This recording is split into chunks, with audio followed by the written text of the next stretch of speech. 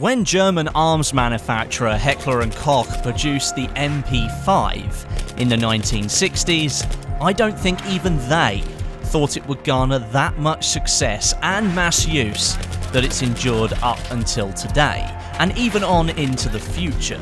But a 1960s design doesn't always mean that that's best suited to the modern needs of private individuals and military forces around the world. In the 1990s, they set about building its replacement, and that's our focus on this episode. Today on Through the Ages, we're looking at the UMP submachine gun.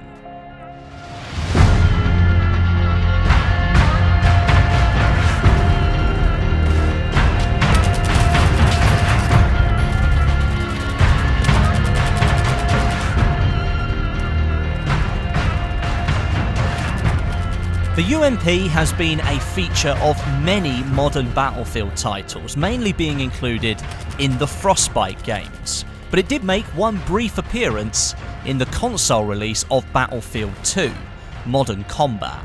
After that, it featured in the two Bad Company games, as well as Play for Free, and then Battlefield 3, 4 and Hardline finish up the pack.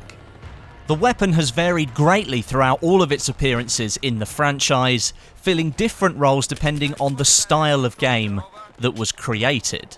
Today we'll be starting with Bad Company 2, where the UMP was part of the Spec Act kit.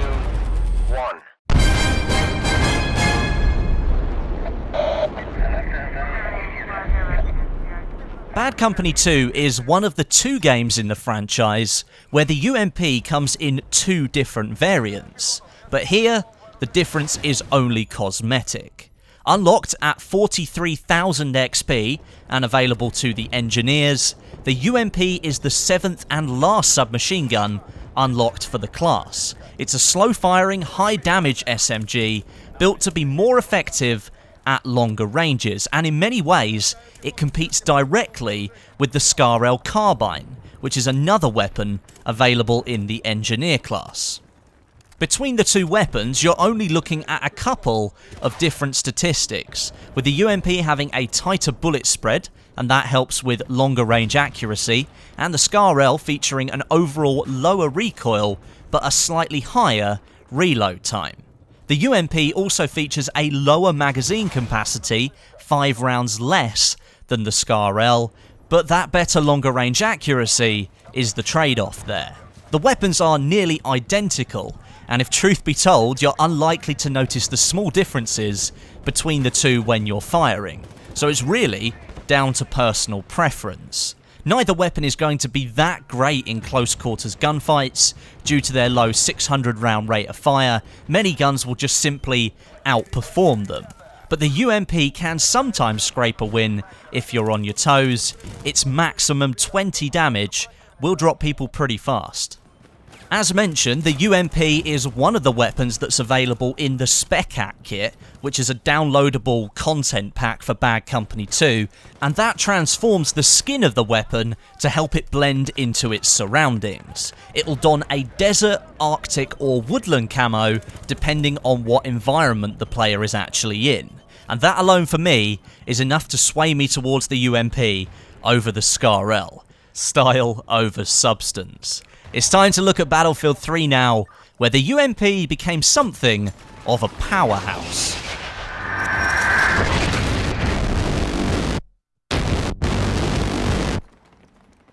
Here in Battlefield 3, the UMP wasn't always the best weapon to choose when it comes to the PDW selection.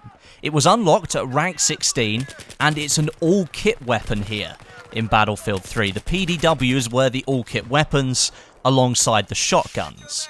But when the game first released, when it first came out, the gun came with just 25 maximum damage. So what's the problem here? Lots of other weapons have 25 max damage. Well, in Battlefield 3, the weapon is denoted as the UMP 45, not just the UMP. Now, the 45 variant of the UMP fires the 45 ACP round, and that's the same round that the M1911 fires. And that weapon has always featured a maximum damage of 34, in Battlefield 3, and that reflects the extreme stopping power of the ACP round.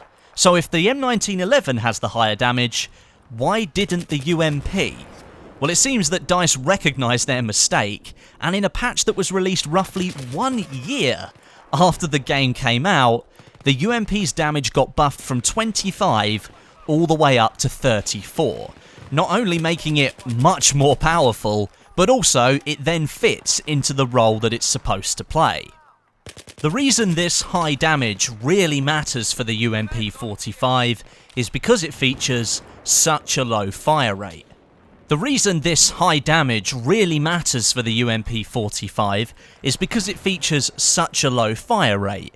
If you give something low damage and a low fire rate, and its output is so weak, most people just won't bother using it, and that was the case until DICE buffed it. There was no point using an already extremely underpowered weapon when there were plenty of other PDWs with higher fire rates that could do the job better. With that higher damage though, the UMP not only became an extremely effective mid to long range weapon, it really started to hold its own in close quarters as well. Inside 10 meters, if you could land a headshot and then follow up to the body, you'd take down an enemy in 2 bullets. Just 2. Seriously, this thing became a big player in the TDM servers, where the up close and personal gunfights were much more commonplace, and especially on Noshar canals. Inside those crates are ripe for close quarters kills. And the UMP has since that point always been a very difficult opponent to beat. To offset that high damage, the weapon features only 25 round magazines, with 1 in the chamber, and no option for extended magazines either, so you can't afford to waste any bullets with this thing. It's time to look at Battlefield 4 now, and the second game in the franchise to offer 2 variants of the weapon.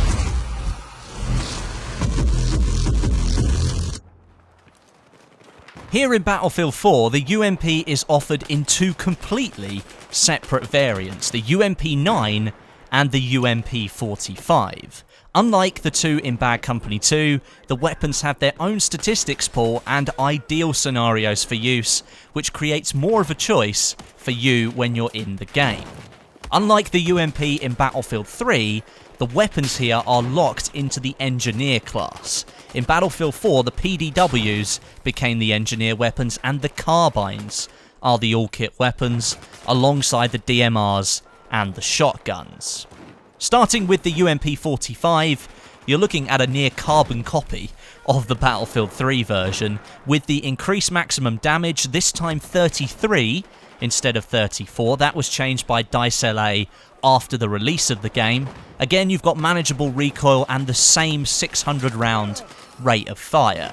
It's the same heavy duty beast that it was before when DICE updated it in Battlefield 3.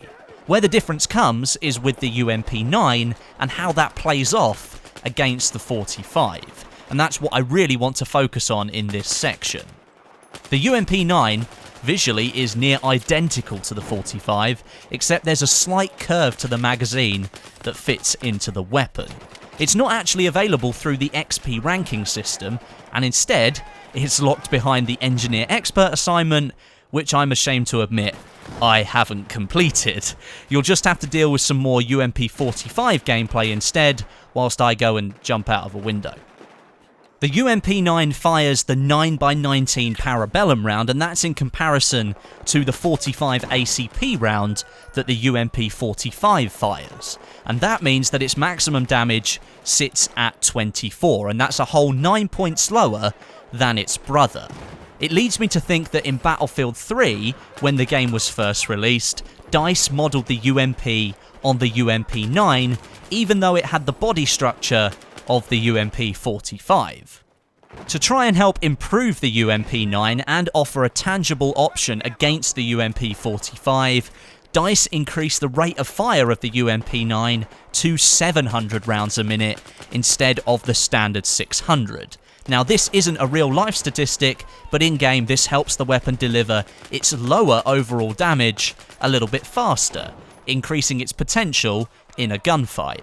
It also features 30 round magazines with one in the chamber, compared to the UMP 45's 25 round magazine and one in the chamber, which along with that rate of fire increase means you've got a little bit more wiggle room when it comes to long range. Perhaps you can afford to waste a few bullets and not hit the target.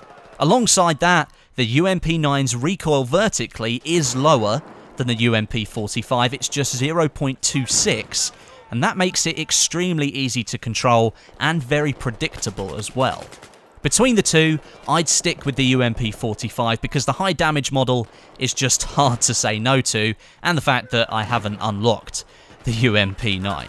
If you prefer a little more speed to your gameplay though, go with the UMP9. It's perhaps a little bit more versatile than the 45 and will offer players who struggle with recoil control an easier platform to work with.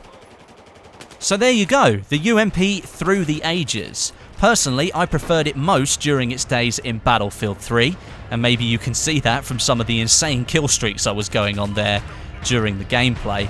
But the two variants in Battlefield 4 offer a weapon platform that suits everybody, one heavy hitting and one faster firing. Thanks very much for watching. Don't forget to leave your suggestions below for which weapon you'd like to see next on Through the Ages. I'm away for a few days, so a couple of the videos that I've posted should go up on time, but I've scheduled them, so just bear with me a little bit. But until next time, my name is Westie, and I'll catch you guys in the next video.